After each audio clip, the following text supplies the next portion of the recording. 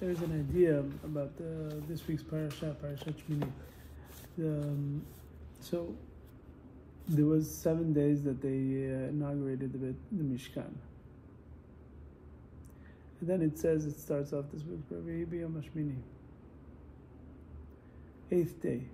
It's the 8th day of the inauguration of the Mishkan? It's not. So what? The 8th of what? It's not part of the inauguration. The inauguration, it says, Shiva Yamim Balut Yitchem, it's 7 days of inauguration. The Kli Yakar asked that question, and what the response he gives is that perhaps it's the 8th day, considering that in general that was the day that the actual Shekhinah rested in the Mishkan. The fire came down,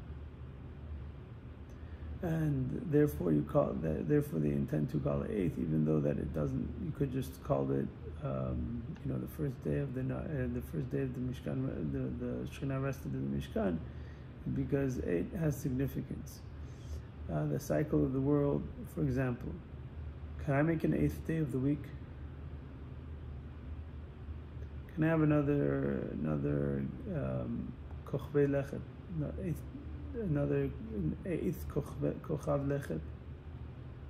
He says that Az Yashir is really 8, but you have 8 is not something that it could go fit into the regular normal structure. It's Aleph ala Zayin. That's Aleph upon Zayin. He says that's the Gilui of that's the Kedusha. That's the godliness that is referring to 8, and therefore on that day Moshe Rabbeinu took Sa'at Ta'ot. All the Giluim that Moshe Rabbeinu had is through the Az, and that's how he explains why we going out of our way and inconveniencing ourselves to use the word 8. To explain this idea, so because in the end of the day, you could have everything the Kli Yakar says is applying to the number 8, right? The violin will have 8 strings. That means that right now I believe there's 7 musical notes. There can't be an 8th music. It just doesn't exist. There's no. And in time of Mashiach, there'll be a new musical note. So it's not that they're going to rearrange the day of the week, or they're going to rearrange the musical notes. It's going to be an entirely new note that will be sitting upon the 7 notes currently. As in, it's not going to be something that. It's not going to be made out of the same material. It won't be within the same scope of what we have now, what we know now.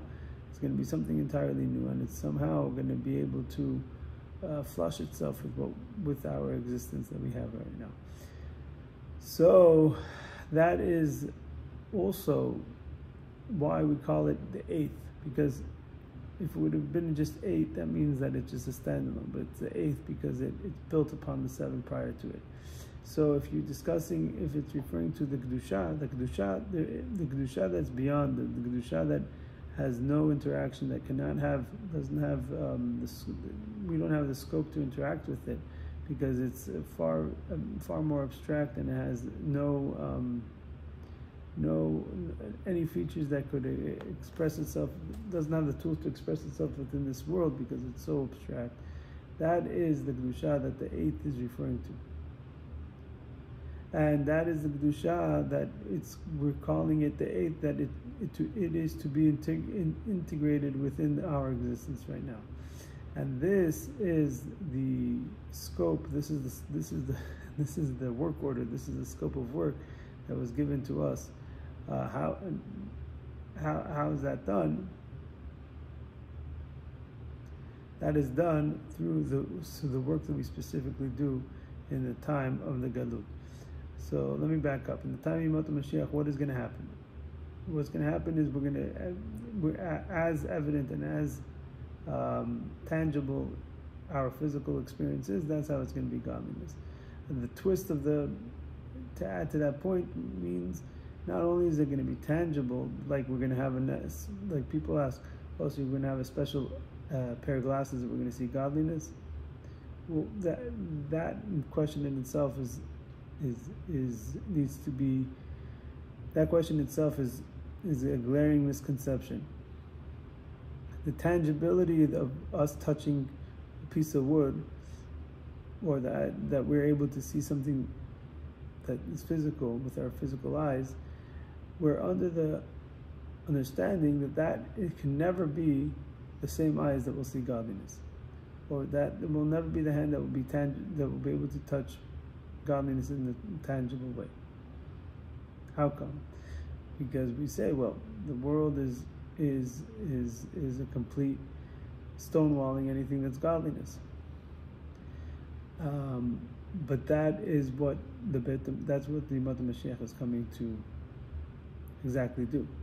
The same reason we see a door, if we were looking at a door, the same reason we touch a table and we feel a table, that will be the same reason, the same exact features that we'll be able to see, that we're going to see godliness. The eye feature, the eye capacity and the touching capacity is going to just be touching godliness. So that doesn't really make, that needs to be addressed, because seemingly the misconception is correct. The world and godliness are incompatible. To that we have a response. There's a line that says, what will bring about the Yemot Mashiach? It's done through our actions and our work, specifically through the times of exile. How come? Why not through the time, any time you do Torah mitzvot? Why does it need to be in a specific time period? Oh, if it was Galut time, that's the work, that's the Torah mitzvot, and the Torah mitzvot prior are not, if not better, no? They're more, so that the answer that is given is because specifically time of Galut, there is an effort that's done. There is a concept of surrendering yourself. Mesirut Nefesh, that exists only with Torah mitzvot. If there's no challenges, and that unique capacity of challenges, that generates that generates within the person something that's allows him to tap into what we call Mesirut Nefesh. That Mesirut Nefesh enables that whatever he does, the Torah mitzvot that he does, connects it with the very material, very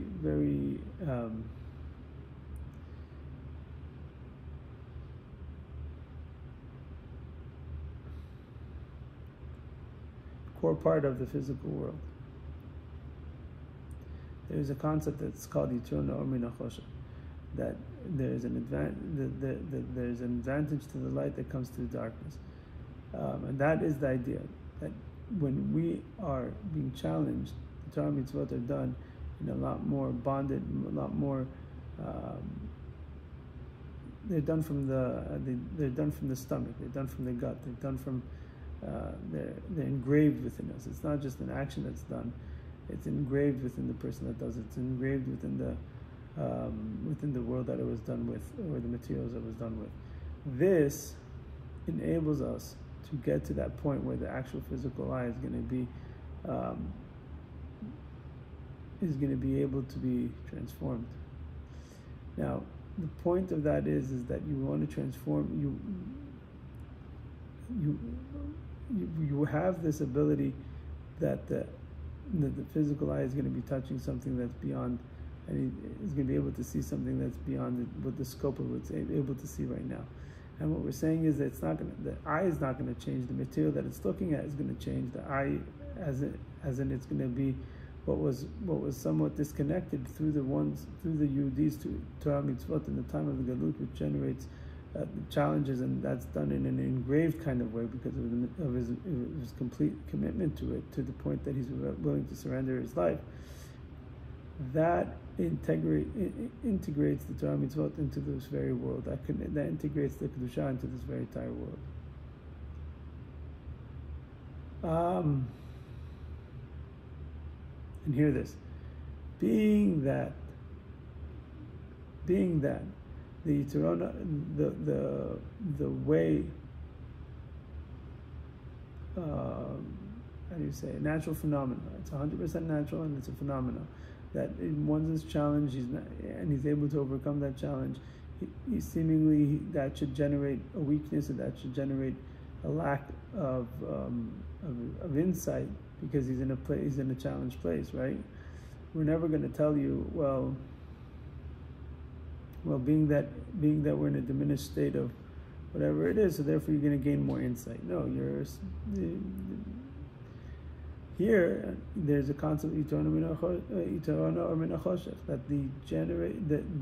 the insight, or you're tapping into reservoirs of godliness that was never able to be tapped into if it wouldn't be for the challenge that was positioned to you. So the person that has a challenge, by way of example, a person is very challenged to keep Shabbat, let's say, because his entire income is generated from one day of the week, right? So to him, the emunah that it's required, the commitment that it's required to close his business on Shabbat, seemingly, which one is more of a unique Shabbat than the one that appreciates Shabbat, and that from Friday or from Thursday night he's basked in God's in holiness, and the Shabbat he's in a disconnected space. We say that the reservoirs, the insight of the Yehudi that committed himself in a place that he's surrendering himself in his financial position just because of Shabbat is integrated. So he engraved the Shabbat within him, engraved the Shabbat within this world. He refined the space in such he took the space and put it in and put the Shabbat within the world in a far more strong way than the tzaddik. But that in itself doesn't respond to the question that they are incompatible. The world, meaning the scenario that the person exists in, where that his entire financial well-being is coming from that very day that the Kadosh Baruch Hu said to not work on Shabbat, is seemingly the most incompatible thing to HaKadosh Baruch Hu.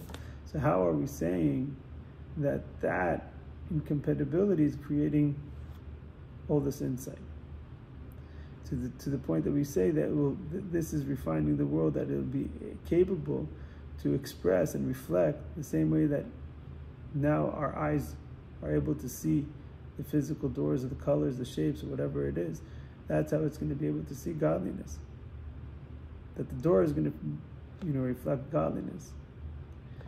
So to that we must say that because this natural phenomena across the board is called detour, but always, at every given moment, the challenge is always going to create a stronger and more beautiful, an advantageous, a more unique light. And we know that from the initial creation of the world, that was the purpose, is for the Torah mitzvot.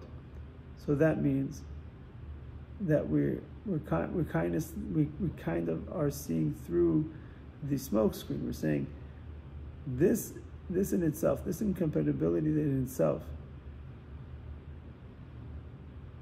it was generated for the purpose that